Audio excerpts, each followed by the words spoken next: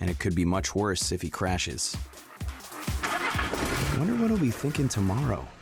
I'm for have a hold on one at 15. Visit ArriveAlive.org to find out more. Arrive Alive. Drive so.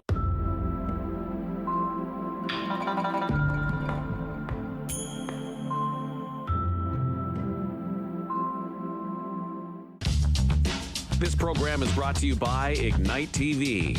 Now you're in command. Visit Rogers.com for more details.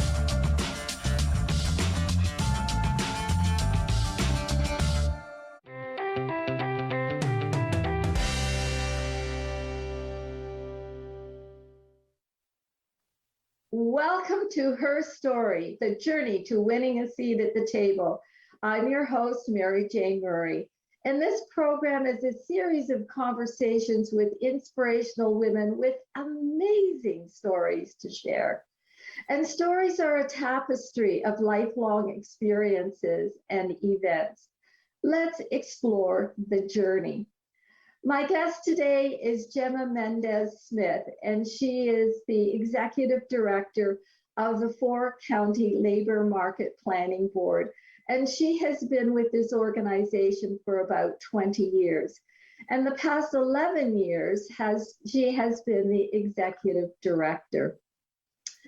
30 years ago, Gemma emigrated to Canada, and through the caregiver program. And along the way, she has encountered mentors that have helped her build her skills for the Canadian labor market. Now, Gemma is just at the time where she is retiring from the 4-County Labor Market Board, Planning Board, and she is about to embark on a new experience with business ownership.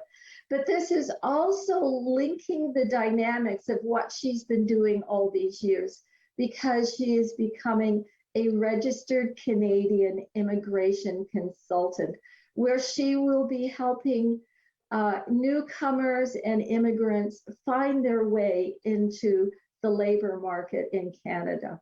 What an achievement. So over the years, through her employment and through her other activities, Gemma has helped so many women find their seat at the table. And we know that we often see very accomplished women in leadership roles. However, we know that leadership can emerge at any age and at any stage. And this is Gemma's journey.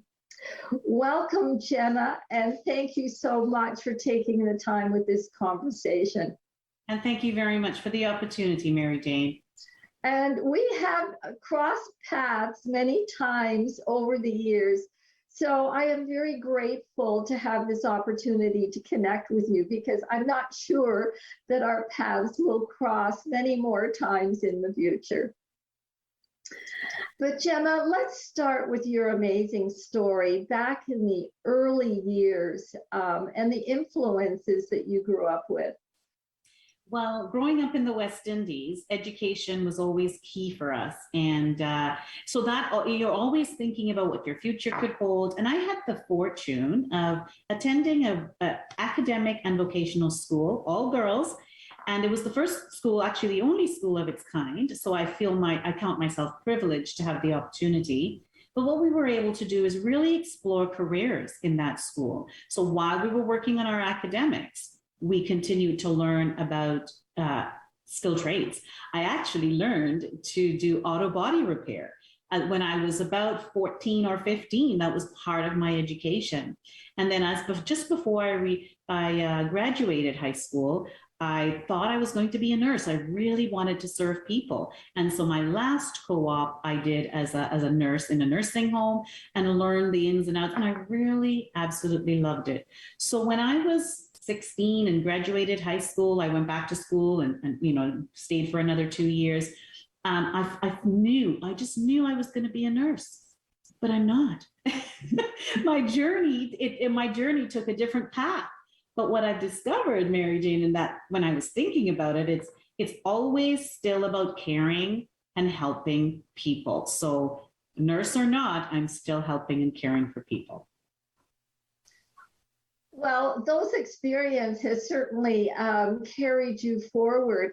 And but there were some pivotal moments and some big decisions that you had to make at a fairly early age. Absolutely. When I was a late teenager, I had the opportunity to come to Canada. I was invited to come to Canada and possibly explore the opportunity of being a caregiver in the role of a nanny. And I took it. I thought, I don't have another opportunity right before me. And so I think that's one of the things that was pivotal. The answer was yes. And I was only supposed to be here for 1 year. And then it turned into many more years. But after about 2 years and the struggles that I experienced coming through that program, I decided that I couldn't return to Trinidad, if that was the plan, without an accomplishment. And so I really worked hard at making sure that if my future was that I was going to return to Trinidad, I would return with an accomplishment. And it turns out that I didn't have to return to Trinidad, but I worked hard through a lot of obstacles to make sure that I was achieving something. And I didn't know what it was at the time. I was very young, but I knew I was tenacious. And actually, I'm a very timid soul, but I guess it's hidden that I was tenacious because I just wouldn't call home and I wouldn't tell them the struggles I was having because I knew the invitation to come back home was going to be the first thing on the table. And when you're struggling, sometimes that might just be too tempting. So I remember when I called my parents when I had settled into a job and I felt comfortable enough to call them. And my mom was so worried and she said, "Why didn't you call? You could have come home." And I go, "There it is. That's why I hadn't called before." Well, in my past, I have heard those words too. But at the same time, there's a learning journey through those struggles and through those barriers. And what did you learn from that? Because as I have known you, Gemma, you're always on a journey to learn more. And that was one thing that I did. I continued to grow my academic knowledge and I continued to grow my skills. But, Mary Jane, it took a long time for me to recognize the person I was. And I didn't actually recognize it in myself. And I remember going off after I started working here at the planning board, and my mentor, Virginia, she said, you should take this training if you want to stay with the board and you want to know what it's about. And so I remember sitting at dinner one day when I was at my economic development training, and I was sitting beside one of my colleagues at class, and he said to me, "Oh, tell me about yourself." And I told him, and he looked at me and he said, "My goodness, what a strong individual you are and brave."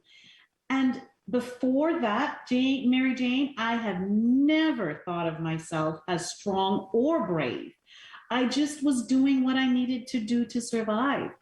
And when he said that, something twigged in my spirit, I guess, to say, okay, you need to explore the strength and bravery and lean into it and see where that leads you. And I think that was one of the pivotal moments of my life, because I think it changed something in my brain and the way that I started to operate as an individual and as a woman in a professional career.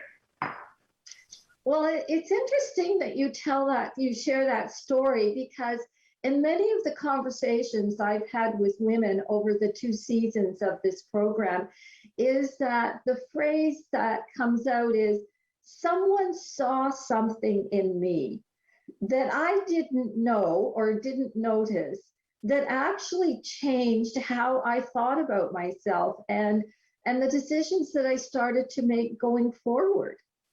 And I think that is, if I were to say what is leadership, and I would say that would be one of the key points that you grow into leadership.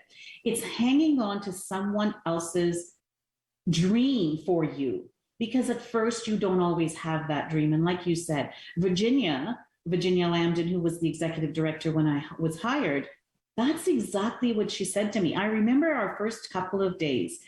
She reminded me that I won out, 85 people applied and I was the winner, and I was thinking, why did you select me? I didn't think that I had the experience, the past experience and knowledge. And she said, I could see you as the face of the organization. And so I'm sitting there, Mary Jane, and I'm thinking, this is an organization of 2 people. And I don't see you going anywhere anytime soon, Virginia. What are you talking about? But I set that thinking aside and I asked her, I said, so what do I need to do? And she said, I will guide you. And she gave me instruction on the type of training I should be doing. She allowed me to take leadership roles in projects and allowed me to explore my knowledge and grow that knowledge. And all the while, I'm just doing it because she thinks I should be doing it. And eventually, it paid off. But I wasn't doing it expecting the payoff. I was doing it because someone, Virginia, at that point said, I think this is the pathway you should take. And I did not really see myself in it at all. Well, I think that's really important because we don't actually get through life without mentors. There's always someone somewhere along in the journey that has encouraged us to be more than what we think we can be and to take those next steps. And along with that is the journey about finding your voice, whether it's your voice to speak up or it's your inner voice. And for some women, finding their voice comes early in life or it comes much later in life. But in one of the conversations that I had recently was a woman who said, I listened to my inner voice. I haven't done that very well for a long time. I do now. And so at first I needed to find the voice that would drive me on. And I will tell you that voice came from my spouse. And he was always my greatest supporter. And he would be the one to say, you can do this. You can do this. And one of the ways that I found my voice, and I wouldn't be honest, and if I didn't speak about my experience at Toastmasters. And when I took on the role as executive director, I was in the acting position. And at first I entered it very timidly. I was, this is not really my job. I'm just holding on to somebody else's job. And I remember going home one night and, talking to Gregory about that. And he looked at me and he said, okay, you have this job for 1 year. So let's just be clear. This is your job and you will be doing this job for 1 year. So you just need to do it. You're not filling somebody else's space. And I thought about that and I thought, okay, then I think I need to do this. And then, a little bit later on, I shared with him how nervous I was because one of the things I needed to do was be a presenter. And I said to Gregory, I said, I can't sleep at night. It's really hard for me to do this. And he went to a Toastmasters meeting one night and he came home and he said, Gemma, I found something that we should do together. And we did it together. And he said, we need to do this. So I went to the first meeting and I signed up that very night because he believed in me enough to say, and we will do this together. And when we first started, I thought, okay, I'm just giving this thing 1 year. And 4 years later, we worked hard together and we crossed the stage. And Mary Jane, you will understand this because you are a fellow Toastmaster. We crossed the stage together as distinguished Toastmasters. And, you accomplished. I remember when I was making that decision, do I really want to move forward? Because there's a lot of work that comes to getting there. And I remember thinking, first of all, it's great to have a buddy that we can do this together, and we were having fun at it. But I remember thinking how great this is going to be and how this could lead me in other directions. And I remember a Toastmaster a woman, Marg, she had us in the parking lot and she said, here's one piece of advice I want to give you about being a Toastmaster. Always come prepared. And from that night, when we met Marg in the parking lot, we started preparing. And every time I went to a meeting, and every time it was painful, but I did it anyway. And I was pleased that I was able to find the strength again to be able to push through and the courage to be able to do that, because it was quite an accomplishment. And I am really happy that I had mentors along the way to say, yes, you can do this. You're almost there. Well, and as the shared experiences with Toastmasters, you did it in 4 years. It took me 8. But anyway, part of that experience is building community as well and support systems. And do you feel that in your role as a registered Canadian consultant, immigration consultant, do you think that Toastmasters would help newcomers to our communities to help not only integrate, but understand the language and building skills and building leadership skills? Absolutely, 100%. And the thing about Toastmasters is what I found is it's not an expensive investment. The investment comes from time and you really putting in the work and learning. And I would say from Toastmasters, you've got to be 18 to join, but I would say anyone who, it's not even just taking a leadership role, it's just leadership in your own self and being able to voice your opinions and concerns and, and even strengthening other women. Toastmasters teaches you all of these things. It doesn't matter that you don't have a career that allows you to be on a stage. Toastmasters is about, how do I present myself in an interview? How do I present myself at a table when we have conversations? And how do I clearly articulate my point? And so anyone, especially newcomers, can learn so much from the mentorship and the leadership roles that happen within Toastmasters. It is the most amazing, I would say, training program that I have ever been involved in, Mary Jane. Well, I have to agree. And I have seen both you and Gregory on stage with your presentations and your speeches and that sort of thing. But I also feel that there's always not only an opportunity for learning, but it could actually change the trajectory of your path going forward by building confidence and then finding your voice. Now, for many women, finding your voice is a journey, but being heard in a boardroom, at a kitchen table, at a parent meeting, a job, sometimes being heard takes longer. Did that affect you in any way, or were you finding that your being heard in your voice was coming along with your journey? No, I think it's something that you build upon. And I was always conscious of the fact that wanting to be heard, it's making sure that you're prepared with, you're prepared to be heard. And I think the biggest part of being heard is that sometimes you're misunderstood as well. And being able to take the bumps and the bruises that come along with having a voice, finding a voice, and continuing to sometimes have to ensure that your voice is heard.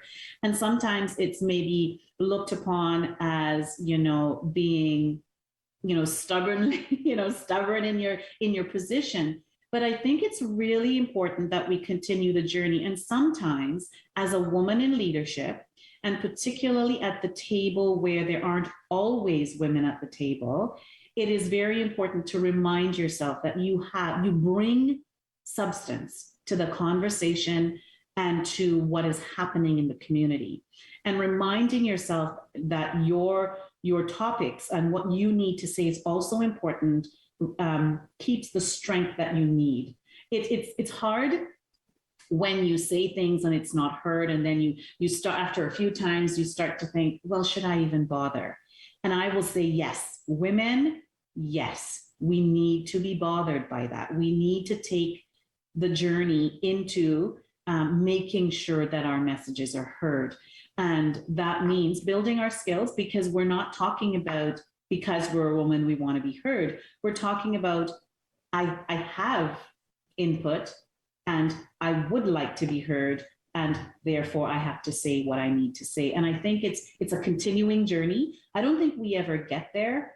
As we change direction, I am about to take a leap of faith and say that I'm giving up my full-time job and I'm starting a business, and there is a lot of trepidation around that, but it's about, and then I have to find my voice again. I have to build my confidence and make sure that I find the strength to be able to do this really well. And I have I went to a mentorship mash last Friday, and I was reminded by the women I had the distinct pleasure to be in their presence that I have everything I need to be successful. And they reminded me, I spoke to 5 mentors and then someone I knew in the community. So I spoke with 6 women that reminded me that I have what I need. I have everything in my toolkit. I just need to dig deep and find what I need to be successful. Well, having that support system is really important because we can't do it alone necessarily. And I think that there's 2 things here that I'm hearing from you is resilience to keep going forward.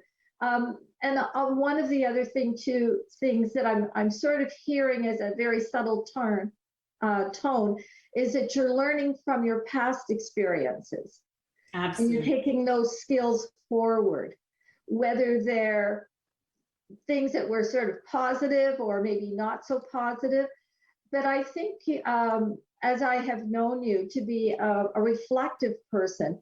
And so what have you learned about those challenging times when you didn't feel things were going quite the way you wanted them? And what was it that you learned from those experiences? So when I'm within challenges, I've found that I don't sit very long in the challenge. And I'm not sure exactly where that comes from, Mary Jane.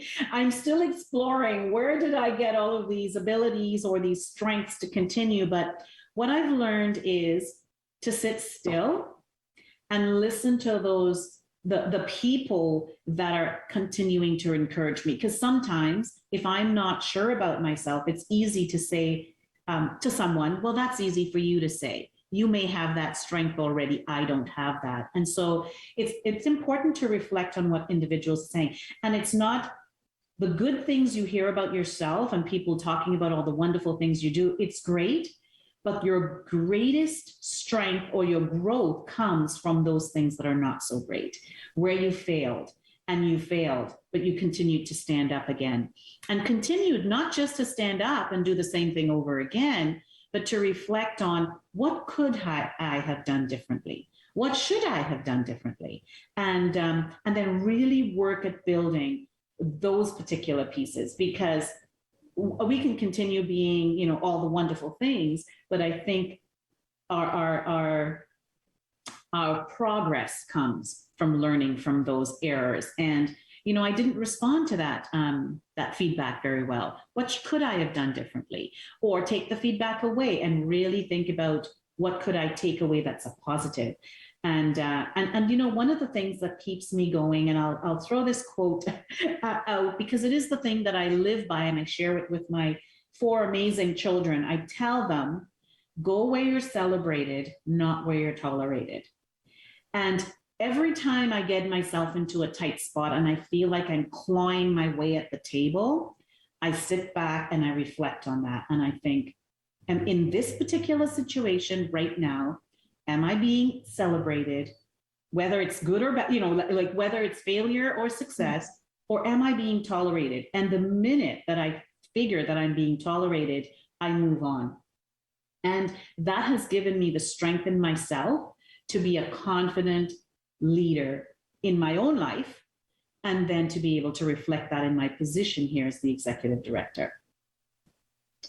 Well, it's interesting that you mentioned the quote, and I love that quote, be where you're celebrated, not where you're tolerated. But I also have a quote here, and that is, be true to yourself and also be true to those you lead. And I had not heard that before. And I think in leadership roles, because leadership can take many forms, some of them very positive and mentoring and helping people along to build their skills. And in some leadership roles, they're holding people back because of the lack of skill or the lack of support that they're giving. But be true to those you lead. And I think that is a very powerful statement to carry forward. But one of the things, we're coming up to the 5-minute mark. One of the things that I was hearing from you is the word listening. Now, you're not only listening to where you're being celebrated, but you're also listening to some of the criticisms or some of the things that you could have done better, or the criticisms that other people feel that you could have done better. And I've heard the word listening in many of the conversations that we've had. It is as important to listen as it is to use your voice. Mm-hmm. That because listening can give you insight into what is happening around that table, whichever table it happens to be. Mm-hmm. And then your voice can enhance that conversation as we bring new skills and a broader perspective as women to the table. Absolutely. What are you hoping that your leadership will have impacted those? Okay, Mark is telling me we're down to 2 minutes already. Oh my goodness. So what are you hoping that your leadership will leave as you move into a different position? One of the things that I think about leadership, and I hope people see that in me, is leadership is about service. And in my opinion, I am here as a leader to serve the people who are part of the organization and to serve the organization. And I take that very seriously. And again, listening comes forward. We talk as a team, and I make sure that people who are in our organization understand that we are all teammates. We are all in this for one goal, and it's to make the organization and the work that we do successful. And I hope as a leader that I have shown that I am also in service. And one of our staff actually recently said to me, says, one of the things that I know is that you don't mind rolling up your sleeves and getting your hands dirty. And I think that to me is the best testament of my leadership at this organization. I am it's not I, it's we are a team. And I just happen to wear that hat. Okay.